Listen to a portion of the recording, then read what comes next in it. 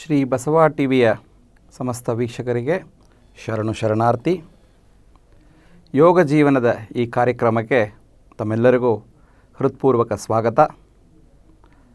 ಯೋಗ ಅನ್ನೋದು ಇವತ್ತು ವಿಶ್ವಪ್ರಸಿದ್ಧಿ ಆಗಿಬಿಟ್ಟಿದೆ. ಎಲ್ಲಿ ನೋಡಿದ್ರೂ ಯೋಗ ಸೆಂಟರ್ಗಳು, ಯೋಗ ಸ್ಟುಡಿಯೋಗಳು, ಶಾಲೆಗಳಲ್ಲಿ ಮಕ್ಕಳಿಗೆ ಯೋಗ, ಕಾಲೇಜುಗಳಲ್ಲಿ ಯೋಗ, ಕ್ರೀಡಾಂಗಣಗಳಲ್ಲಿ ಯೋಗ, ಆಸ್ಪತ್ರೆಗಳಲ್ಲಿ ಯೋಗ ಚಿಕಿತ್ಸೆ, ಹೀಗೆ ವಿಶ್ವಾದ್ಯಂತ ಎಲ್ಲ ಕಡೆ ಯೋಗ ಬಹಳಷ್ಟು ಪ್ರಸಿದ್ಧವಾಗಿದೆ. ಯಾರು ಕೇಳಿದ್ರು ನಾನು ಬೆಳಗ್ಗೆ ಒಂದು ಯೋಗ ಮ್ಯಾಟ್ ಇಟ್ಕೊಂಡು ಓಡಾಡೋದು ಒಂದು ಸಾಮಾನ್ಯ ದೃಶ್ಯವಾಗಿಬಿಟ್ಟಿದೆ. ಯಾವ ಪಾರ್ಕ್ಗಳಲ್ಲಿ ನೋಡಿದ್ರೂ ಕೂಡ ವಯೋವೃದ್ಧರು ಎಲ್ಲ ಸೇರಿಕೊಂಡು ಲಾಫ್ಟರ್ ಯೋಗ ಅನ್ನೋ ರೀತಿಯಲ್ಲೇ ಹಾ ಹಾ ಹಿ ಹಿ ಅಂತ ನಗುತ್ತಾ ಖುಷಿಯಿಂದ ಕೆಲವೊಂದು ಅಭ್ಯಾಸಗಳನ್ನು ಮಾಡ್ತಿರ್ತಾರೆ. ಯೋಗ ಯಾಕೆ ಇಷ್ಟು ಫೇಮಸ್ ಆಗಿದೆ ಅಂತ ನಾವು ನೋಡುವಾಗ ಅದರಿಂದ ಬರುವಂತಹ ಪ್ರಯೋಜನಗಳು, ನಮ್ಮ ಭಾರತೀಯ ಸಂಸ್ಕೃತಿ, ಭಾರತೀಯ ಪರಂಪರೆ, ಋಷಿಮುನಿಗಳು, ಶರಣರು ಇವರೆಲ್ಲರೂ ಕೊಟ್ಟಿರುವಂತಹ ಅನೇಕ ಕೊಡುಗೆಗಳು. ಅದರಲ್ಲಿ ಯೋಗ ಈ ಸಾವಿರಾರು ವರ್ಷ ಹಿಂದಿನ ಇತಿಹಾಸ ಇದ್ದರೂ ಸಹ ಈ ಆಧುನಿಕ ಕಾಲದಲ್ಲೂ ಕೂಡ ಎಲ್ಲರಿಗೂ ಉಪಯೋಗಕರವಾಗಿದೆ. ಒಂದು ಪುಟ್ಟ ಮಗುವಿಂದ ವಯೋವೃದ್ಧರವರೆಗೂ ಎಲ್ಲರಿಗೂ ಇವತ್ತು ಬೇಕಿರುವಂಥದ್ದು ಯಾವುದು? ಎಲ್ಲರಿಗೂ ಶರೀರದ ಆರೋಗ್ಯ ಬೇಕಿದೆ, ಎಲ್ಲರಿಗೂ ಮನಸ್ಸಿನ ನೆಮ್ಮದಿ ಬೇಕಿದೆ, ಆತ್ಮದ ಶಾಂತಿ ಬೇಕಿದೆ. ಇದೆಷ್ಟು ಇದ್ಬಿಟ್ರೆ ನಮ್ಗೆ ಬೇಕಿರುವಂತಹ ಇತರ ಪುರುಷಾರ್ಥಗಳು ಸಾಕಷ್ಟು ಬಂದ್ಬಿಡುತ್ತೆ ಎಲ್ಲರಿಗೂ. ಹಾಗಾಗಿ ಈ ಶರೀರದ ಆರೋಗ್ಯ, ಮನಸ್ಸಿನ ನೆಮ್ಮದಿ, ಆತ್ಮದ ಶಾಂತಿ, ಜೀವನದ ಆನಂದ ಇದೆಲ್ಲ ನಾವು ಪಡಿಬೇಕಾದರೆ ಯೋಗ ಜೀವನ ಎಲ್ಲರಿಗೂ ಅತ್ಯುತ್ತಮವಾದಂತಹ ಅವಶ್ಯಕತೆಯಾಗಿದೆ ಮಿತ್ರರೇ. ಹಾಗಾಗಿ ಎಲ್ಲರೂ ಯೋಗವನ್ನು ಕೇವಲ 1 ಗಂಟೆ ಮಾಡಿದ್ರೆ ಸಾಕಾ ಅಂದರೆ ಅದೇ ನಾವು ತಿಳ್ಕೋಬೇಕಾಗಿರುವಂಥದ್ದು. ಯೋಗ ಅಭ್ಯಾಸವನ್ನು, ಕೆಲವೊಂದು ಯೋಗ ಆಸನಗಳನ್ನು ಅಥವಾ ಪ್ರಾಣಾಯಾಮ, ಧ್ಯಾನ ಇತ್ಯಾದಿ ಅಭ್ಯಾಸ ಏನಿದೆ ಅದನ್ನು ನಾವು ಕೇವಲ 1 ಗಂಟೆ ಕಾಲ ಅಥವಾ ಕೆಲವೊಂದು ಸಮಯ ನಾವು ಮೀಸಲಿಟ್ಟು ಮಾಡಿದ್ರೆ ಸಾಕಾಗುತ್ತೆ. ಆದರೆ ಯೋಗ ಅನ್ನೋದು ಕೇವಲ 1 ಗಂಟೆಯಲ್ಲಿ ಆಗಿ ಮುಗಿಸುವಂತಹ ಪ್ರಕ್ರಿಯೆ ಅಲ್ಲ. ಯೋಗ ಅನ್ನೋದು ಒಂದು ಜೀವನ ಶೈಲಿ ಅನ್ನೋದು ಈಗಷ್ಟೇ ತಾವೆಲ್ಲರೂ ಕೂಡ ಅರಿತುಕೊಂಡಿದ್ದೀರಾ. ಸಾಕಷ್ಟು ಜನ ನಿಮಗೆ ತಿಳ್ಕೊಟ್ಟಿದ್ದಾರೆ. ನಮ್ಮ ಭಾರತೀಯ ಪರಂಪರೆ ಸಾಕಷ್ಟು ಯೋಗಿಗಳಿರುವಂತಹ ಪರಂಪರೆ. ಯೋಗಿಗಳು ಯಾವುದೋ ಕಾಲದಲ್ಲಿ ಇದ್ದರೂ ಈಗ ಇಲ್ಲ ಅಂತ ಇಲ್ಲ. ಒಂದು ಅವಿಚ್ಛಿನ್ನವಾದಂತಹ ಧಾರೆಯಾಗಿ, ಒಂದು ಪರಂಪರೆಯಾಗಿ ಬರುವಂತಹ, ಕೃಷ್ಣ ಗೀತೆಯಲ್ಲಿ ಹೇಳ್ತಾನೆ ಏವಂ ಪರಂಪರಾ ಪ್ರೋಕ್ತಮ್ ಅಂತ. ಎಷ್ಟೋ ಮಹಾನ್ಗಳು ಈ ಒಂದು ಭಾರತ ದೇಶದಲ್ಲಿ, ಇಲ್ಲಿ ಮಾತ್ರ ಅಲ್ಲ ಇಡೀ ವಿಶ್ವಾದ್ಯಂತ ಬಂದು ಸಾಕಷ್ಟು ಈ ಯೋಗ ಒಂದು ಧಾರೆಗೆ ಅವರವರ ಕೊಡುಗೆಗಳನ್ನು ಕೊಟ್ಟು ಹೋಗಿದ್ದಾರೆ. ಆ ರೀತಿಯಲ್ಲಿ ಈ ವೇದಕಾಲದ ಋಷಿಮುನಿಗಳಿರ್ಬೋದು, ಅನಂತರ ಪತಂಜಲಿ ಮುನಿಗಳು, ವ್ಯಾಸ ಮಹರ್ಷಿಗಳು, ಯೋಗೇಶ್ವರನಾದಂತಹ ಭಗವಾನ್ ಶ್ರೀಕೃಷ್ಣ, ಯೋಗೀಶ್ವರನಾದಂತಹ ಸಾಕ್ಷಾತ್ ಮಹಾದೇವರು, ಈಶ್ವರ ಶಿವ, ಮತ್ತು ಈ ನಾಥಯೋಗ ಪರಂಪರೆಯಲ್ಲಿ ಬಂದಿರುವಂತಹ ಆದಿನಾಥರಾದಂತಹ ಗೋರಕ್ಷನಾಥ, ಮಶ್ಚೇಂದ್ರನಾಥ, ಸ್ವಾತ್ಮಾರಾಮ ಇತ್ಯಾದಿ ಅನೇಕ ಮುನಿಗಳು, ನಮ್ಮ ಕರ್ನಾಟಕ ದೇಶದಲ್ಲಿ ಬಂದಿರುವಂತಹ ಬಸವಣ್ಣ ಇರ್ಬೋದು, ಅಕ್ಕಮ್ಮ ದೇವಿ ಇರ್ಬೋದು, ಅಲ್ಲಮ್ಮ ಪ್ರಭು ಇರ್ಬೋದು, ಇದೇ ರೀತಿಯಲ್ಲಿ ಇನ್ನೊಂದು ದಾಸ ಪರಂಪರೆಯಲ್ಲಿ ಬಂದಿರುವಂತಹ ಪುರಂದರದಾಸರು, ಕನಕದಾಸರು ಎಲ್ಲರೂ ಕೂಡ ಒಂದು ರೀತಿಯಲ್ಲಿ ನೋಡಿದ್ರೆ ಎಲ್ಲರೂ ಯೋಗಿಯರಾಗಿದ್ದಾರೆ. ಅವರವರು ಉಪಾಸನೆ ಮಾಡಿರುವಂತಹ ದೇವತೆಗಳು ಅದರಲ್ಲಿ ಭಿನ್ನತೆ ಇರ್ಬೋದು, ಅವರವರ ಆಧ್ಯಾತ್ಮಿಕ ತತ್ವದಲ್ಲಿ ಭಿನ್ನತೆ ಇರ್ಬೋದು. ಬಟ್ ಯೋಗ ಜೀವನ ಶೈಲಿ ಅಂತ ನೋಡುವಾಗ ಇವರೆಲ್ಲರೂ ಅಳವಡಿಸ್ಕೊಂಡು ಬಂದಿರುವಂಥದ್ದು ಈ ಒಂದೇ ಆದಂತಹ ಯೋಗ ಜೀವನವೇ ಅಂತ ನಾವು ಹೇಳ್ಬೋದು. ಯೋಗ ಅಂತ ಹೇಳುವಾಗ ನಮಗೆಲ್ಲ ಗೊತ್ತಿದೆ, ಅದು ಐಕ್ಯತೆ, ಯುಜ್ಯತೆ ಅನೇನ ಇತಿ ಯೋಗ ಅಂತ ಹೇಳ್ತಾರೆ. ಯೋಗ ಅಂದರೆ ಜೋಡಿಸೋದು, ಒಂದು ಐಕ್ಯತೆ. ಇದೊಂದು 2 ರೀತಿಯಲ್ಲಿ ನಾವು ನೋಡ್ಬೋದು. ಅದಕ್ಕೊಂದು ವ್ಯಾವಹಾರಿಕ ದೃಷ್ಟಿ ಇದೆ, ಮತ್ತೊಂದು ಪಾರಮಾರ್ಥಿಕ ದೃಷ್ಟಿ ಇದೆ. ಶರಣರು, ಮಹಾನುಭಾವರು, ಗುರುಗಳು ಇವರೆಲ್ಲ ನೋಡುವಂತಹ ದೃಷ್ಟಿ ಆ ಆಧ್ಯಾತ್ಮಿಕ ದೃಷ್ಟಿ, ಪಾರಮಾರ್ಥಿಕ ದೃಷ್ಟಿಯಾಗಿದೆ. ಸಾಮಾನ್ಯ ಜನರಿಗೆ ಒಂದು ವ್ಯಾವಹಾರಿಕ ದೃಷ್ಟಿಯಲ್ಲಿ ನಾವು ನೋಡ್ಬೋದು.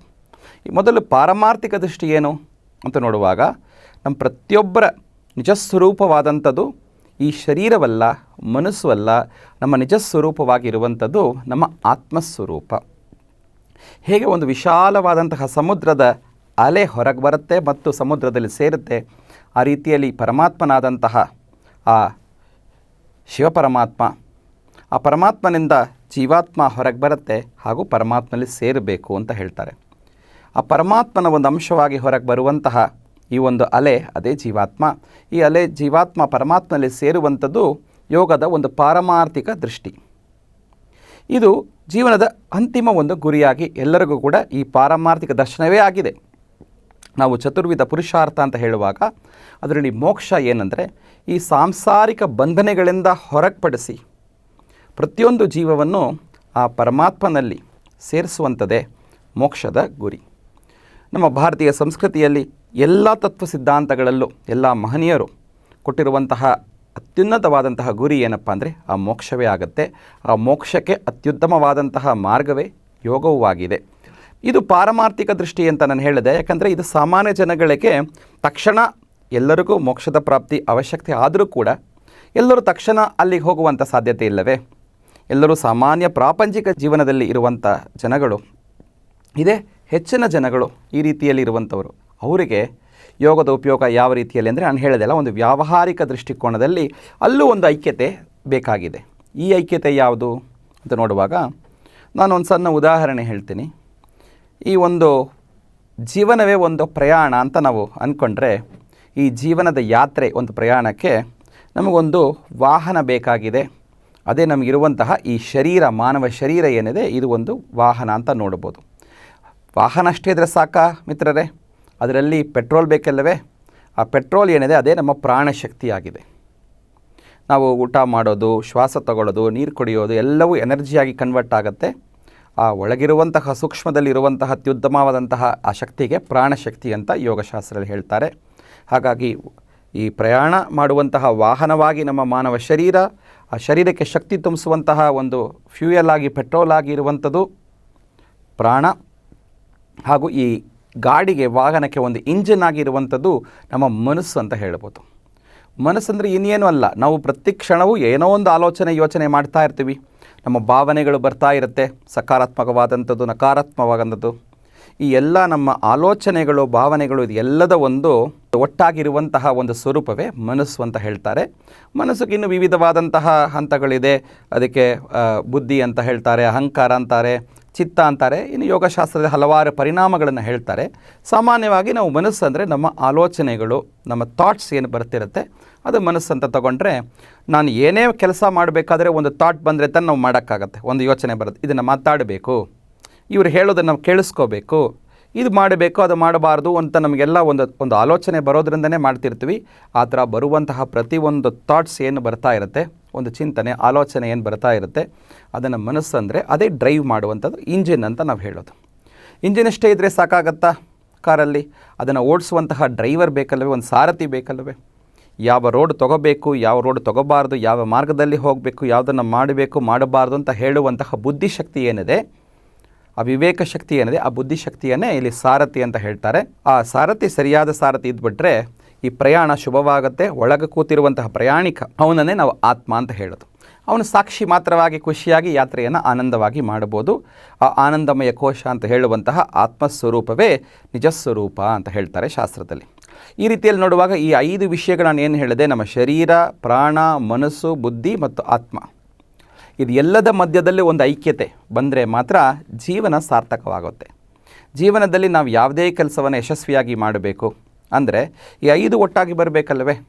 ಈಗ ಶರೀರ ಒಂದು ಮಾಡಬೇಕು ಅಂತ ಅಂದ್ಕೊಂಡಿರುತ್ತೆ, ಮನಸ್ಸಿನಲ್ಲಿ ಅದು ಮಾಡುವಂಥ ಶಕ್ತಿ ಇರಲ್ಲ, ಒಂದು ಉತ್ಸಾಹ ಇರಲ್ಲ, ಉದ್ವೇಗ ಇರಲ್ಲ. ಕೆಲವೊಮ್ಮೆ ಮನಸ್ಸು ಮಾಡಬೇಕು ಅಂತ ಹೇಳುತ್ತೆ, ಶರೀರದಲ್ಲಿ ಅದಕ್ಕಾದಂತಹ ಆರೋಗ್ಯ ಇಲ್ಲ. ವಯಸ್ಸಾದ ಕಾಲದಲ್ಲಿ ಮನಸ್ಸು ಇದನ್ನು ಮಾಡಬೇಕು, ಅದು ಮಾಡಬೇಕು ಅಂತಿರುತ್ತೆ, ಶರೀರದಲ್ಲಿ ಅದಕ್ಕಾದಂತಹ ಶಕ್ತಿ ಇಲ್ಲ ಅಂದರೆ ಹೇಗೆ ನಾವು ಮಾಡೋಕ್ಕಾಗತ್ತೆ? ಅದೇ ನಮಗೆ ಯಂಗ್ಸ್ಟರ್ಸ್ಗೆ ನೋಡಿ, ನೀವು ಯುವಕರಿಗೆ ನೋಡಿ, ಅವರಿಗೆ ಶರೀರದಲ್ಲಿ ಆರೋಗ್ಯ ಇರುತ್ತೆ, ಬಟ್ ಬೆಳಗ್ಗೆ ಎದ್ದೇಳಲ್ಲ, ಮಲ್ಕೊಂಡಿರ್ತಾರೆ. ಯಾಕಂದರೆ ಮೈಂಡ್ ಇಲ್ಲ ಅಲ್ಲಿ, ನಾವು ಇದನ್ನು ಮಾಡಬೇಕು ಅಂತ ಮನಸ್ಸಿರಲ್ಲ ಅಲ್ವೇ? ಮನಸ್ಸಿದ್ದರೆ ಸಾಮಾನ್ಯ ಅವನು ಒಂದು ಹಿಮಾಲಯದ ಬೆಟ್ಟವನ್ನು ಕೂಡ ಅವನು ಎತ್ತರಕ್ಕೆ ಅವನು ಹೋಗ್ಬೋದು ಅಂತ ಹೇಳ್ತಾರೆ. ಆ ರೀತಿಯಲ್ಲಿ ಈ ಶರೀರ ಮತ್ತು ಮನಸ್ಸಿನ ಒಂದು ಸಾಮ್ಯತೆ ಮುಖ್ಯವಾಗಿದೆ ಜೀವನದಲ್ಲಿ. ಇದು ಬರಬೇಕಾದ್ರೆ ಈ ಶರೀರ ಮನಸ್ಸು ಎರಡಕ್ಕೆ ಮಧ್ಯದಲ್ಲಿ ಪ್ರಾಣಶಕ್ತಿ ಇರೋದು. ಹಾಗಾಗಿ ಪ್ರಾಣಶಕ್ತಿ ಎಷ್ಟು ಮಟ್ಟಕ್ಕೆ ಹೆಚ್ಚಾಗುತ್ತೋ ಅಷ್ಟು ಮಟ್ಟಕ್ಕೆ ಜೀವನದಲ್ಲಿ ಸಫಲೀಕರಣ ಆಗುತ್ತೆ. ಹಾಗಾಗಿ ಮೊದಲಿಗೆ ಸಿಂಪಲ್, ನಮ್ಮ ಶರೀರ ಮನಸ್ಸು ಇದೆರಡರ ಮಧ್ಯದಲ್ಲಿ ಇದನ್ನು ಒಟ್ಟು ಸೇರಿಸುವಂಥ ರೀತಿಯಲ್ಲಿ ನಮ್ಮ ಪ್ರಾಣಶಕ್ತಿ, ಆ ಪ್ರಾಣಶಕ್ತಿಯ ಒಂದು ಬಾಹ್ಯದಲ್ಲಿ ನಾವು ಫೀಲ್ ಮಾಡೋ ರೀತಿಯಲ್ಲಿ ನಮ್ಮ ಶ್ವಾಸ ಇದೆ. ಅದನ್ನು ಉಪಯೋಗಿಸಿ ನಾವು ಮಾಡುವಂತಹ ಪ್ರಾಣಾಯಾಮ ಇತ್ಯಾದಿ ಮಾಡೋದ್ರಿಂದ ನಮ್ಮ ಯೋಗಾಭ್ಯಾಸ ಎಲ್ಲದರಲ್ಲೂ ಈ 3 ಇಂಪಾರ್ಟೆಂಟ್ ಆಗಿದೆ. ಇದು 3 ನಮ್ಮ ಶರೀರ, ಪ್ರಾಣ, ಮನಸ್ಸು ಮುಖ್ಯವಾಗಿ ಇರುವಂಥದ್ದು. ಇದು ಸರಿಯಾಗಿಬಿಟ್ರೆ ಆಟೋಮೆಟಿಕ್ಕಾಗಿ ಈ 3ಕ್ಕೆ ಹಿಂದೆ ಮುಖ್ಯವಾಗಿರುವಂತಹ ಬುದ್ಧಿಶಕ್ತಿ, ಕ್ಲಾರಿಟಿ ಆಫ್ ಥಾಟ್ಸನ್ನು ಕೊಡ್ತಾ ಇರುತ್ತೆ. ಇವತ್ತಿಗೆ ಡಿಸಿಷನ್ ಮೇಕಿಂಗ್ ಅನ್ನೋದು ಭಾಳಷ್ಟು ಪ್ರಾಬ್ಲಮ್ ಆಗಿದೆ ನೋಡಿ. ತುಂಬ ಜನ ತುಂಬ ಕ್ವಿಕ್ಕಾಗಿ ಡಿಸಿಷನ್ ತೊಗೊಂಡು ಮತ್ತು ಜೀವನದಲ್ಲಿ ಸಾಕಷ್ಟು ಪ್ರಾಬ್ಲಮ್ಸನ್ನು ಫೇಸ್ ಮಾಡ್ತಿರ್ತಾರೆ ಮಿತ್ರರೇ. ಅದು ರಿಲೇಷನ್ಶಿಪ್ ಇರ್ಬೋದು, ಅಥವಾ ಅವರು ಮಾಡ್ತಿರುವಂಥ ಕೆಲಸಗಳಿರ್ಬೋದು, ಅಥವಾ ಓದುವಂತಹ ವಿದ್ಯಾಭ್ಯಾಸ ಇರ್ಬೋದು. ಪ್ರತಿಯೊಂದರಲ್ಲೂ ಇವತ್ತಿನ ಜನ್ರೇಷನಲ್ಲಿ ಆ ಡಿಸಿಷನ್ ಮೇಕಿಂಗ್ ಅನ್ನೋದು ಭಾಳಷ್ಟು ಪ್ರಾಬ್ಲಮ್ ಆಗಿದೆ. ಅದು ಯಾಕೆಂದರೆ ಅವರ ಬುದ್ಧಿಶಕ್ತಿಯಲ್ಲಿ ಒಂದು ಕ್ಲಾರಿಟಿ ಇಲ್ಲ. ನಾವು ಈ ಯೋಗ ಜೀವನದಲ್ಲಿ ನಾವು ಆಳ ಹೋಗುವಾಗ ನಮ್ಮ ಈ ಒಂದು ವಿಜ್ಞಾನಮಯ ಕೋಶ ಅಂತ ಏನು ಹೇಳ್ತೀವಿ, ನಾವು ಯಾವುದನ್ನು ಮಾಡಬೇಕು, ಯಾವುದನ್ನು ಮಾಡಬಾರದು, ಕಿಂ ಕರ್ಮ ಕಿಮಕರ್ಮೇತಿ, ಯಾವುದನ್ನು ಮಾಡಬೇಕು, ಯಾವುದನ್ನು ಮಾಡಬಾರದು ಅನ್ನೋದರಲ್ಲಿ ಡಿಸಿಷನ್ ಮೇಕಿಂಗ್ ಎಬಿಲಿಟಿ ತುಂಬ ಸ್ಟ್ರಾಂಗ್ ಆಗಿ ಬರುತ್ತೆ, ಕರೆಕ್ಟಾಗಿರುತ್ತೆ. ಅದನ್ನು ಕೊಡುವಂತಹ ಒಂದು ಸ್ಥಾನದಲ್ಲಿ ಬುದ್ಧಿಶಕ್ತಿ ಇದೆ. ಇದು ಕೂಡ ಒಂದು ಐಕ್ಯತೆ. ಈಗ ನಾವು ಶರೀರ, ಪ್ರಾಣ, ಮನಸ್ಸು ಜೊತೆಯಲ್ಲಿ ಬುದ್ಧಿಯ ಒಂದು ಐಕ್ಯತೆ ಕೂಡ ಸೇರಿ ಬಂದಾಗ, ಇದಷ್ಟು ಸೇರುವಾಗ ಆಟೋಮ್ಯಾಟಿಕಲಿ ಈ ಸಾಕ್ಷೀಭೂತವಾಗಿ ಒಳಗಿಂದ ನೋಡ್ತಿರುವಂತಹ ಆತ್ಮ ಅದು ಆನಂದಕರವಾಗಿರುತ್ತೆ. ಮತ್ತು ಅದರ ಗುರಿಯಾದಂತಹ ನಾನು ಮೊದಲೇ ಹೇಳಿದೆಲ್ಲ, ಒಂದು ಪಾರಮಾರ್ಥಿಕ ಗುರಿ ಏನಿದೆ ನಮ್ಮ ಜೀವನದಲ್ಲಿ, ಈ ಜೀವಾತ್ಮ ಪರಮಾತ್ಮನ ಕಡೆ ಸೇರುವಂಥದ್ದಾದಂತಹ ಜೀವನದ ಅತ್ಯುತ್ತಮ ಈ ಒಂದು ಗುರಿ ಸಫಲೀಕರಣವಾಗುತ್ತೆ. ಈ ರೀತಿಯಲ್ಲಿ ಯೋಗ ಅಂತ ಹೇಳುವಾಗ ಈ ಒಂದು ಐಕ್ಯತೆ ಅನ್ನೋದನ್ನು ನಾವು ನೋಡ್ತಿರ್ತೀವಿ. ಇದು ಪ್ರತಿಯೊಬ್ಬರಿಗೂ ಬೇಕಾಗಿರುವಂಥದ್ದು. ಒಂದು ಸಣ್ಣ ಮಗು ಶಾಲೆಗೆ ಹೋಗುವಂಥ ವಿದ್ಯಾರ್ಥಿ ಆದರೂ ಅವನ ಜೀವನದಲ್ಲಿ ಅವನಿಗಾದಂತಹ ರೀತಿಯಲ್ಲಿ ಅವನ ಜೀವನದಲ್ಲಿ, ಒಂದು ವಿದ್ಯಾರ್ಥಿಯ ಜೀವನದಲ್ಲಿ ಏನು ಬೇಕಿದೆ ಇವತ್ತು, ಅವನು ಪರೀಕ್ಷೆಯಲ್ಲಿ ಒಂದು ಒಳ್ಳೆಯ ಮಾರ್ಕ್ಸನ್ನು ತಗೋಬೇಕಾಗತ್ತೆ. ಅನಂತರ ಮುಂದಿನ ಹಂತಕ್ಕೆ ಹೋಗುವಾಗ ಕೆರಿಯರ್ ಡೆವಲಪ್ಮೆಂಟ್ ಇತ್ಯಾದಿ ಎಲ್ಲದಕ್ಕೂ ಅವನ ಶರೀರದ ಆರೋಗ್ಯ, ಮನಸ್ಸಿನ ದೃಢತೆ ಹಾಗೂ ಶಾಂತತೆ, ಏಕಾಗ್ರತೆ ಬೆಳೆಯುತ್ತೆ. ಯೋಗಾಭ್ಯಾಸ ನಾವು ಮಾಡೋದ್ರಿಂದ, ಯೋಗ ಜೀವನದಿಂದ ಒಂದು ವಿದ್ಯಾರ್ಥಿಗೆ ನೋಡುವಾಗ ಅವನಿಗೆ ಏಕಾಗ್ರತೆ ಬೆಳೆಯುತ್ತೆ. ಅದೇ ರೀತಿಯಲ್ಲಿ ಮುಂದಿನ ಹಂತದಲ್ಲಿ ಅವನೊಂದು ತರುಣನಾಗಿರುವಾಗ, ಯುವಕನಾಗಿರುವಾಗ, ನಾನು ಮೊದಲೇ ಹೇಳಿದೆ, ಡಿಸಿಷನ್ ಮೇಕಿಂಗ್ ಅದು ಸ್ಟ್ರಾಂಗ್ ಆಗುತ್ತೆ ಅವನಿಗೆ. ಈಗ ಅವನು ಕಾರ್ಪೊರೇಟ್ ಸೆಕ್ಟರ್ಗೆ ಹೋಗುವಾಗ, ಅಲ್ಲಿ ಆಡಳಿತದಲ್ಲಿರುವಾಗ ತುಂಬ ಬೇಕಿರುವಂತಹ ವಿಷಯಗಳು ಯೋಗದಿಂದ ಅವನಿಗೆ ಬರುವಂತಹ ಈ ಒಂದು ಮನಸ್ಸಿನ ಏಕಾಗ್ರತೆ, ಶಾಂತತೆ, ಹಾಗೂ ಇವತ್ತಿನ ಕಾಲದಲ್ಲಿ ಒತ್ತಡ, ಸ್ಟ್ರೆಸ್ ತುಂಬ ಭಾಳ ಆಗಿದೆ. ಆ ಒತ್ತಡವನ್ನು ಕೂಡ ನಿವಾರಿಸಿಕೊಳ್ಳುವಂಥ ರೀತಿಯಲ್ಲಿ ಯೋಗ ಜೀವನವನ್ನು ನಾವು ಮಾಡ್ಕೊಂಡು ಹೋಗುವಾಗ, ಯಾಕಂದರೆ ಒತ್ತಡ ಎಲ್ಲಿಂದ ಬರುತ್ತೆ ಮಿತ್ರರೇ? ಮನಸ್ಸಿನ ಜಂಜಾಟ, ಮನಸ್ಸಿನಲ್ಲಿ ಬರುವಂತಹ ಒಂದು ಒಳಗಿರುವಂತಹ ಒಂದು ಯುದ್ಧ, ಒಂದು ಟಗ್ ಆಫ್ ವಾರ್ ಅಂತ ಏನು ಹೇಳ್ತೀವಿ, ಯಾವುದನ್ನು ಮಾಡಬೇಕು, ಯಾವುದನ್ನು ಮಾಡಬಾರ್ದು ಅಂತ, ಯಾವುದನ್ನು ತೊಗೋಬೇಕು, ಯಾವುದನ್ನು ಬಿಡಬೇಕು ಅನ್ನೋದರಲ್ಲಿ ಈ ಕೆರಿಯರ್ ಅವರೊಂದು ಕಾರ್ಪೊರೇಟ್ ಸೆಕ್ಟರಲ್ಲಿ ಕೆಲಸ ಮಾಡುವಾಗ ಬಹಳಷ್ಟು ಸ್ಟ್ರೆಸ್ ಒಳಗಾಗ್ತಿರ್ತಾರೆ. ಅಲ್ಲೂ ಕೂಡ ಯೋಗ ಜೀವನ ಶೈಲಿ ಭಾಳಷ್ಟು ಉತ್ತಮವಾಗುತ್ತೆ. ಇನ್ನು ಫ್ಯಾಮಿಲಿ, ಅವರು ಸಂಸಾರ ಜೀವನದಲ್ಲಿ ಇರುವಾಗ ಅಲ್ಲಿ ಭಾಳಷ್ಟು ಮಾಡಬೇಕಾಗತ್ತೆ.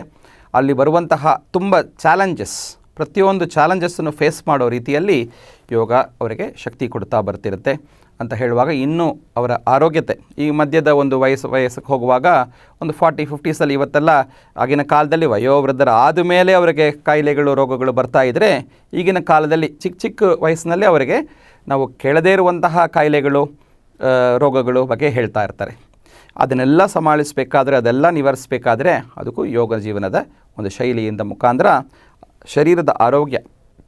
ಶರೀರದ ಆರೋಗ್ಯವನ್ನು ಕಾಪಾಡ್ಕೋಬೇಕಾದ್ರೆ ಯೋಗದಲ್ಲಿ ಆಸನಗಳಂತ ಇದೆ. ಈ ಆಸನಗಳನ್ನು ಮಾಡುವ ಮುಖಾಂತರ ಶರೀರವನ್ನು ದೃಢಗಾತ್ರದಿಂದ ನಾವು ಕಾಪಾಡ್ಕೊಂಡು ಬರೋಕ್ಕಾಗತ್ತೆ. ಇನ್ನು ಎರಡನೇ ಹಂತವಾಗಿ ನಮ್ಮ ಪ್ರಾಣದ ಬಗ್ಗೆ ಹೇಳಿದೆ. ಈ ಪ್ರಾಣಶಕ್ತಿಯನ್ನು ನಿಯಂತ್ರಿಸಿ ಅದನ್ನು ಇನ್ನೂ ನಾವು ಹೆಚ್ಚಾಗಿ ಮಾಡಿಕೊಂಡು ತನ್ನ ಮುಖಾಂತರ ಈ ವಿಶ್ವಪ್ರಾಪಂಚಿಕ ಶಕ್ತಿಯನ್ನೇ ನಮ್ಮ ಶರೀರದಲ್ಲಿ ಇಳಿಸ್ಕೊಂಡು ಅದರ ಮುಖಾಂತರ ನಮ್ಮ ಒಂದು ಆರೋಗ್ಯಕರವಾದ ಜೀವನವನ್ನು ಮಾಡಬೇಕಾದ್ರೆ ಪ್ರಾಣಾಯಾಮ ಅನ್ನುವಂತಹ ವಿಷಯ ಅದು ಭಾಳಷ್ಟು ಹೆಲ್ಪ್ ಆಗುತ್ತೆ ನಮಗೆ. ಇನ್ನು ಮನಸ್ಸಿನ ಆರೋಗ್ಯ, ಮಾನಸಿಕ ಆರೋಗ್ಯತೆ ಭಾಳಷ್ಟು ಮುಖ್ಯ. ಎಷ್ಟೋ ಜನ ಶಾರೀರಿಕವಾಗಿ ದೃಢಗಾತ್ರವಾಗಿರ್ತಾರೆ, ಚೆನ್ನಾಗಿರ್ತಾರೆ, ಆದರೆ ಅವ್ರ ಮನಸ್ಸು ನೋಡುವಾಗ ಭಾಳ ತೊಂದರೆಯಲ್ಲಿ ಇರ್ತಾರೆ. ಭಾಳ ಅವರ ಒಳಗಡೆನೇ ಒಂದಷ್ಟು ಜಂಜಾಟ ಆಗ್ತಾ ಇರುತ್ತೆ, ಪ್ರತಿಕ್ಷಣವೂ ಆಗ್ತಾ ಇರುತ್ತೆ. ಅದು ಇವತ್ತಿನ ಕಾಲದಲ್ಲಿ, ಆಗಿನ ಕಾಲದಲ್ಲಿ ನೋಡುವಾಗ ಇದು ಬಹಳ ಕಡಿಮೆ. ಇವತ್ತು ಕಾಲದಲ್ಲಿ ನೋಡುವಾಗ, ಈ ಆಧುನಿಕ ಕಾಲದಲ್ಲಿ ತಾಂತ್ರಿಕ ವ್ಯವಸ್ಥೆಗಳು ಎಷ್ಟೆಷ್ಟು ಜಾಸ್ತಿ ಆಗಿದೆ. ಇವತ್ತಿಗೆ ಆರ್ಟಿಫಿಷಿಯಲ್ ಇಂಟೆಲಿಜೆನ್ಸ್ ಬಂದುಬಿಟ್ಟಿದೆ, ಆದರೆ ನಮ್ಮ ನ್ಯಾಚುರಲ್ ಸ್ಟುಪಿಡಿಟಿ ಜಾಸ್ತಿ ಆಗಿದೆ. ಆರ್ಟಿಫಿಷಿಯಲ್ ಇಂಟೆಲಿಜೆನ್ಸ್ ಜಾಸ್ತಿ ಆದಷ್ಟು ನ್ಯಾಚುರಲ್ ಸ್ಟುಪಿಡಿಟಿ ಕೂಡ ಜಾಸ್ತಿ ಆಗಿಬಿಟ್ಟಿದೆ ಅಂತ ಹೇಳ್ತಾರೆ. ಆ ರೀತಿಯಲ್ಲಿ ಮನಸ್ಸಿನ ಆರೋಗ್ಯತೆ ಕಾಪಾಡ್ಕೋಬೇಕಾದ್ರೆ ಯೋಗದಲ್ಲಿ ಮುಖ್ಯವಾಗಿ ಧ್ಯಾನ, ಮನಸ್ಸಿನ ಸ್ನಾನ. ನಾವು ಧ್ಯಾನವನ್ನು ಮಾಡುವ ಮುಖಾಂತರ ಮನಸ್ಸು ಶುದ್ಧವಾಗಿರುತ್ತೆ, ಶುಭ್ರವಾಗಿರುತ್ತೆ, ಆರೋಗ್ಯವಾಗಿರುತ್ತೆ. ಇನ್ನು ಅನೇಕ ವಿಷಯಗಳು ಇದನ್ನು ನಾವು ಮಾಡ್ಕೊಂಡು ಹೋಗುವಾಗ ಜ್ಞಾನ ಯೋಗ ಅಂತ ಹೇಳ್ತೀವಿ, ಅದು ಬುದ್ಧಿಶಕ್ತಿಗೆ ತುಂಬ ಹೆಲ್ಪ್ ಆಗುತ್ತೆ. ಈ ರೀತಿಯಲ್ಲಿ ಎಲ್ಲರಿಗೂ ಈ ನಾನು ಹೇಳಕ್ಕೆ ಹೊರಟಿದ್ದು ವಿದ್ಯಾರ್ಥಿಗಳಿಂದ ಶುರು ಮಾಡಿ ತರುಣರಿಂದ ಮತ್ತು ಕೆಲಸ ಮಾಡ್ತಿರುವಂತಹ ಆ ಒಂದು ಏಜ್ ಗ್ರೂಪಿಂದ ಮತ್ತು ವಯಸ್ಸಾಗ್ತಾ ಹೋಗುವಾಗ ಅವರಿಗೆ ಆರೋಗ್ಯದ ಒಂದು ನಿರಂತರವಾದಂತಹ ಆರೋಗ್ಯವನ್ನು ಪಡೆಯುವ ರೀತಿಯಲ್ಲಿ ಎಲ್ಲದಕ್ಕಿಂತ ಮುಖ್ಯವಾಗಿ ಆತ್ಮಶಾಂತಿಯನ್ನು ಪಡೆಯುವ ರೀತಿಯಲ್ಲಿ ಎಲ್ಲ ರೀತಿಯಲ್ಲೂ ಯೋಗ ನಮಗೆ ಹೆಲ್ಪ್ ಆಗುವಂಥದ್ದು. ಹಾಗಾಗಿ ಈ ಯೋಗ ಜೀವನ ಭಾಳಷ್ಟು ಮುಖ್ಯವಾಗಿದೆ. ಯೋಗ ಜೀವನ ಅಂತ ಹೇಳುವಾಗ ಅದರಲ್ಲಿ ನಾನು ಮೊದಲೇ ಹೇಳ್ದಂಗೆ ಕೇವಲ ಆಸನಗಳು ಅಷ್ಟೇ ಅಲ್ಲ. ಇವತ್ತಿಗೆಲ್ಲ ಯೋಗ ಅಂತ ಹೇಳಿದ ತಕ್ಷಣ ಒಂದಷ್ಟು ಮ್ಯಾಟ್ ಹಾಕ್ಬಿಟ್ಟು ಅದರಲ್ಲಿ ಮಾಡುವಂತಹ ಶಾರೀರಿಕವಾದಂತಹ ಕೆಲವೊಂದು ಪ್ರಕ್ರಿಯೆಗಳು ಆಸನಗಳಷ್ಟೇ ಮಾಡಿದ್ರೆ ಯೋಗ ಆಯಿತು ಅಂತ ಅಂದ್ಕೊಳ್ತಾರೆ. ಹಾಗಲ್ಲ ಮಿತ್ರರೇ. ಯೋಗ ಅಂತ ನಾವು ನೋಡುವಾಗ ನಮ್ಮ ಜೀವನದಲ್ಲಿ ಯಾವುದೆಲ್ಲ ಮುಖ್ಯವಾಗಿ ಇದೆ ಅದು ಎಲ್ಲವನ್ನೂ ಯೋಗದಲ್ಲಿ ಸೇರಿಸಿದ್ದಾರೆ. ಯಾಕಂದರೆ ಯೋಗ ಅಂತ ಹೇಳುವಾಗ ನಾನು ಹೇಳಿದೆಲ್ಲ ಅದು ಒಂದು ಐಕ್ಯತೆ ಅಂತ ಹೇಳುವಾಗ ಪ್ರತಿಯೊಂದು ಅಂಶವೂ ಅದರಲ್ಲಿದೆ. ಮುಖ್ಯವಾಗಿ ನೋಡುವಾಗ ಯೋಗದಲ್ಲಿ ನಮ್ಮ ಆಹಾರ ಶೈಲಿ, ಆಹಾರ ಪದ್ಧತಿ, ಯಾವನ್ನು ತೊಗೋಬೇಕು, ಯಾವ ತೊಗೋಬಾರ್ದು, ಎಷ್ಟು ಪ್ರಮಾಣದಲ್ಲಿ ತೊಗೋಬೇಕು, ಎಲ್ಲ ವಿಷಯಗಳು ಕೂಡ ಯೋಗದ ಒಂದು ವಿಭಾಗವಾಗಿ ಯೋಗ ಆಹಾರ ಅದು ಕೂಡ ಮುಖ್ಯವಾಗಿದೆ. ಅಷ್ಟೇ ಆಯಿತಾ, ವಿಹಾರವೂ ಕೂಡ ಇದೆ ಅಂತ ಹೇಳ್ತಾರೆ. ವಿಹಾರ ಅಂದರೆ ಏನು? ನಮ್ಮ ಸಮಯವನ್ನು ನಾವು ಯಾವ ರೀತಿಯಲ್ಲಿ ನಾವು ಉಪಯೋಗ ಪಡ್ಕೊಳ್ತೀವಿ, ಸದ್ವಿನಿಯೋಗ ಪಡ್ತೀವಿ, ಅದು ವಿಹಾರ. ಅದು ನಾವು ಮಾಡುವಂತಹ ಆಟಗಳಿರ್ಬೋದು. ಇವತ್ತು ಮಕ್ಕಳಿಗೆ ಸ್ಪೋರ್ಟ್ಸ್ ತುಂಬ ಇಂಪಾರ್ಟೆಂಟ್ ಆಗಿದೆ. ಆದರೆ ಸ್ಪೋರ್ಟ್ಸೇ ಜೀವನವಾಗಿ ಆಟವೇ ಆಡ್ತಾ ಇರೋಕ್ಕಾಗತ್ತಾ? ಆಗಲ್ಲವೇ? ಹಾಗಾಗಿ ಎಷ್ಟು ಪ್ರಮಾಣದಲ್ಲಿ ನಾವು ಅದನ್ನು ಮಾಡ್ಬೋದು. ಎಂಟರ್ಟೈನ್ಮೆಂಟ್ ಅಂತ ಹೇಳ್ಬೋದು. ಈಗ ಟಿ ವಿ ನೋಡೋದಿರ್ಬೋದು. ಇವತ್ತಿನ ಕಾಲದಲ್ಲಿ ಮೊಬೈಲ್ ಇಲ್ಲದೆ ಯಾರೂ ಇಲ್ಲ. ಪುಟ್ಟ ಮಕ್ಕಳಿಂದ ಹಿಡಿದು ವಯೋವೃದ್ಧರವರೆಗೂ ಮೊಬೈಲ್ ಜೊತೆಯಲ್ಲೇ ಜೀವನವಾಗ್ಬಿಟ್ಟಿದೆ. ಆದರೆ ಎಷ್ಟು ಮಟ್ಟಕ್ಕೆ ಇನ್ಫ್ಯಾಕ್ಟ್ ಈ ಮೊಬೈಲ್ ಇಂಡ್ಯೂಸ್ ಸ್ಟ್ರೆಸ್ ಜಾಸ್ತಿ ಆಗಿದೆ ಇವತ್ತಿಗೆ ಮಿತ್ರರೇ. ಸಾಕಷ್ಟು ಸಂಶೋಧನೆಗಳು ಮಾಡಿ ಮೊಬೈಲ್ ಅಡಿಕ್ಷನ್ ಅನ್ನೋದು ಕೂಡ ಜಾಸ್ತಿ ಆಗಿದೆ. ಸೊ ಮೊಬೈಲ್ ಇತ್ಯಾದಿ ಅಥವಾ ಈ ತಾಂತ್ರಿಕ ಯಂತ್ರಗಳನ್ನು ನಾವು ಉಪಯೋಗಿಸೋ ರೀತಿಯಲ್ಲೂ ಕೂಡ ಒಂದು ಮಿತ ಇರಬೇಕು, ಲಿಮಿಟೇಷನ್ ಇರಬೇಕು. ಆ ಪ್ರಮಾಣದಲ್ಲಿ ಮಾಡುವಾಗ ಅದು ಕೂಡ ಯೋಗದ ಒಂದು ಅಂಗವಾಗಿ ಇರುವಂತಹ ವಿಹಾರ ಅಂತ ಹೇಳೋದು. ಆಗಿನ ಕಾಲದಲ್ಲಿ ಆಟ ಇತ್ಯಾದಿಯನ್ನು ವಿಹಾರ ಅಂತ ಹೇಳಿದರೆ, ಇವತ್ತಿನ ಕಾಲದಲ್ಲಿ ನಾವು ಆಟ ಆಡೋದೇ ಇವತ್ತು ಶಾರೀರಿಕವಾಗಿ ಮಾಡೋಕ್ಕೆ ಬದಲು ಈ ತಾಂತ್ರಿಕ ಯಂತ್ರಗಳಲ್ಲಿ ನಾವು ಜಾಸ್ತಿ ಮಾಡೋದೇ ಜಾಸ್ತಿ ಆಗಿದೆ. ಹಾಗಾಗಿ ಅದನ್ನು ಕೂಡ ನಾವು ಕನ್ಸಿಡರ್ ಮಾಡುವಾಗ ಆಹಾರ ವಿಹಾರ ಇದರಲ್ಲಿ ಬರುವಂತಹ ಒಂದು ಮಿತತೆ, ನಾವು ಅತಿಯಾಗಿ ಹೋಗದೆ ಒಂದು ಮಿತವಾಗಿ ಇದನ್ನು ಮಾಡಬೇಕು ಅಂತ ಹೇಳ್ತಾರೆ. ಆಹಾರ ವಿಹಾರ ಆಯಿತು. ಮತ್ತು ಮೂರನೇದು ಭಾಳಷ್ಟು ಮುಖ್ಯವಾಗಿ ವಿಚಾರ. ನಾವು ಹೇಗೆ ಥಿಂಕ್ ಮಾಡ್ತೀವಿ, ಹೇಗೆ ಅದನ್ನು ನಾವು ಹೊರಪಡಿಸ್ತೀವಿ ಅನ್ನೋದು ಕೂಡ ಭಾಳಷ್ಟು ಮುಖ್ಯವಾಗಿದೆ. ಎಷ್ಟೋ ಜನ ಮಾತಿನಲ್ಲಿ ತುಂಬ ಅದ್ಭುತವಾಗಿ ಮಿತಿಯಾಗಿ ಮಾತಾಡ್ತಾರೆ. ಆದರೆ ಒಳಗಡೆ ಹೇಗಿರುತ್ತೆ ಅವರ ವಿಚಾರ ಅಂತ ನೋಡಬೇಕಲ್ಲವೇ? ಹಾಗಾಗಿ ಒಳಗಿರುವಂತಹ ವಿಚಾರವನ್ನು ನಾವು ಸರಿಯಾಗಿ ಇಟ್ಕೊಳ್ಳುವಂಥದ್ದು ಯೋಗದ ಒಂದು ಜೀವನದ ಶೈಲಿಯಲ್ಲಿ ಮುಖ್ಯವಾಗಿದೆ. ಸೊ ಆಹಾರ ವಿಹಾರ ವಿಚಾರ ಚೆನ್ನಾಗಿದ್ಬಿಟ್ರೆ, ಅವನ ಯೋಚನೆ ಚೆನ್ನಾಗಿದ್ಬಿಟ್ರೆ ಅವನ ವ್ಯವಹಾರವು ಚೆನ್ನಾಗಾಗ್ಬಿಡುತ್ತೆ. ನಾವು ಮಾಡುವಂಥ ವ್ಯವಹಾರ, ಪ್ರತಿಯೊಂದು ವ್ಯವಹಾರವೂ ತುಂಬ ಇಂಪಾರ್ಟೆಂಟ್ ಆಗಿದೆ.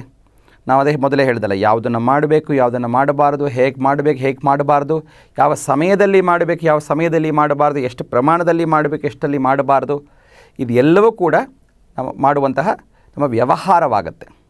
ಯಾವಾಗ ಆಹಾರ ಸರಿಯಾಗುತ್ತೆ, ವಿಹಾರ ಎಷ್ಟು ಪ್ರಮಾಣದಲ್ಲಿ ಬೇಕು ಅಷ್ಟೇ ಇರುತ್ತೆ, ವಿಚಾರ ಈ ಯೌಗಿಕ ರೀತಿಯಲ್ಲಿ ಧಾರ್ಮಿಕ ರೀತಿಯಲ್ಲಿ ವಿಚಾರವಿರುತ್ತೆ, ವ್ಯವಹಾರ ಜೀವನದಲ್ಲಿ ಭಾಳ ಶುದ್ಧವಾಗಿರುತ್ತೆ. ಈ ವ್ಯವಹಾರದಲ್ಲಿ ಮುಖ್ಯವಾಗಿ ಮತ್ತು ಮುಖ್ಯವಾದಂಥ ವಿಷಯ ಇವತ್ತಿಗೆ ನಮ್ಮ ನಿದ್ರೆ. ಇವತ್ತು ಪ್ರತಿಯೊಬ್ಬರಿಗೂ ನಿದ್ರೆ ಭಾಳಷ್ಟು ಒಂದು ಸ್ಟ್ರೆಸ್ಫುಲ್ ಫ್ಯಾಕ್ಟರ್ ಆಗಿದೆ. ಯಾಕೆಂದರೆ ಮುಂಚೆ ಎಲ್ಲ ನಿದ್ದೆ ಮಾಡೋಕ್ಕೆ ಒಂದು ಸಮಯ ಅಂತ ರಾತ್ರಿಯನ್ನು ಇಟ್ಟಿದ್ದರು. ಹಗಲೊತ್ತು ಕೆಲಸ ಮಾಡೋದು, ರಾತ್ರಿ ನಿದ್ದೆ ಮಾಡೋದು.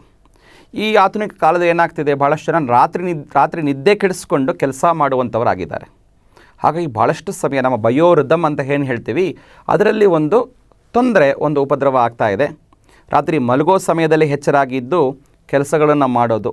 ಯಾಕೆಂದರೆ ಈ ಹೊರದೇಶಗಳಲ್ಲಿ MNC ಕಂಪನಿಗೆ ಇಲ್ಲಿ ಕೂತ್ಕೊಂಡು ಕೆಲಸ ಮಾಡ್ತಿರ್ತಾರೆ. ಅವರು ಯಜಮಾನರು ಅಲ್ಲಿ ಕೂತ್ಕೊಂಡು ಮಾಡಿಸುವಾಗ ಅವರಿಗೆ ಹಗಲಾಗಿರುತ್ತೆ. ಇಲ್ಲಿ ಕೂತ್ಕೊಂಡು ಕೆಲಸ ಮಾಡೋವರಿಗೆ ರಾತ್ರಿ ಆಗಿದೆ. ರಾತ್ರಿ ಮಲಗುವ ಸಮಯದಲ್ಲಿ ಕೆಲಸ ಮಾಡಿ ಮತ್ತು ಬೆಳಗ್ಗೆ ನಾವು ಜಾಗೃತರಾಗಿರೋ ಸಮಯದಲ್ಲಿ ಮಲಗಿರೋದ್ರಿಂದ ಈ ಶರೀರದ ಒಂದು ಬಯೋರಿದಮ್ ಕ್ಲಾಕ್ ಚೇಂಜ್ ಆಗಿರುತ್ತೆ. ಹಾಗಾಗಿ ಭಾಳಷ್ಟು ತೊಂದರೆ ಬರ್ತಾಯಿದೆ. ಯೋಗಶಾಸ್ತ್ರದಲ್ಲಿ ನಿದ್ರೆಯನ್ನು ಕೂಡ ನಾವು ಸರಿಪಡಿಸಿಕೊಳ್ಳುವಂಥದ್ದು ಯೋಗ ಜೀವನ ಶೈಲಿಯ ಮುಖ್ಯವಾದಂತಹ ಅಂಶ ಅಂತ ಹೇಳ್ತಾರೆ. ಇನ್ಫ್ಯಾಕ್ಟ್ ನಾವು ಇದರಲ್ಲಿ ಆಗುವಂತಹ ಏರುಪೇರುಗಳು, ನಿದ್ರೆಯಲ್ಲಿ ಆಗ್ತಿರುವಂತಹ ಈ ರೀತಿಯ ಒಂದು ಏರುಪೇರುಗಳು ಏನಿದೆ ಅದನ್ನು ಸರಿಪಡಿಸ್ಕೊಳ್ಳೋ ರೀತಿಯಲ್ಲಿ ಯೋಗದಲ್ಲಿ ಯೋಗ ನಿದ್ರೆ ಇತ್ಯಾದಿ ಅಭ್ಯಾಸಗಳಿದೆ. ಇದನ್ನೆಲ್ಲ ಮಾಡೋದು ಮುಖಾಂತರ ಧ್ಯಾನ, ವಿಶೇಷವಾಗಿ ಆವರ್ತನ ಧ್ಯಾನ ಅಂತ ಏನಿದೆ, ನಾವು ಅದನ್ನು ಒಂದು ಅರ್ಧ ಗಂಟೆ ಕಾಲ ಮಾಡೋದ್ರಿಂದ 6 ಗಂಟೆ ಕಾಲ ದೀರ್ಘವಾಗಿ ನಿದ್ರೆ ಮಾಡಿದರೆ ಎಷ್ಟು ಪ್ರಮಾಣದಲ್ಲಿ ನಮಗೆ ಒಂದು ರೆಸ್ಟ್ ಬರುತ್ತೆ ಅಷ್ಟು ಸಿಕ್ಕುತ್ತೆ ಅಂತ ಹೇಳ್ತಾರೆ. ಸೊ ಇದೆಲ್ಲವೂ ಕೂಡ ನಾವು ಸರಿ ಮಾಡಿಸ್ಕೊಂಡು ಎಷ್ಟು ಪ್ರಮಾಣದಲ್ಲಿ ನಿದ್ರೆ ಇರಬೇಕು, ಎಷ್ಟು ಜಾಗೃತರಾಗಿರಬೇಕು ಅನ್ನೋದನ್ನು ಕೂಡ ನಾವು ಸರಿ ಮಾಡಿಸ್ಕೊಂಡ್ರೆ ಈ ಆಹಾರ, ವಿಹಾರ, ವಿಚಾರ, ವ್ಯವಹಾರ, ನಿದ್ರೆ, ಜಾಗೃತಿ ಇದಷ್ಟು ಸೇರಿರುವಂತಹ ಸಂಪೂರ್ಣವಾದಂತಹ ಒಂದು ಯೋಗ ಜೀವನ, ಯೋಗಮಯ ಜೀವನ ಭಾಳಷ್ಟು ಮುಖ್ಯವಾಗಿದೆ ಮಿತ್ರರೇ.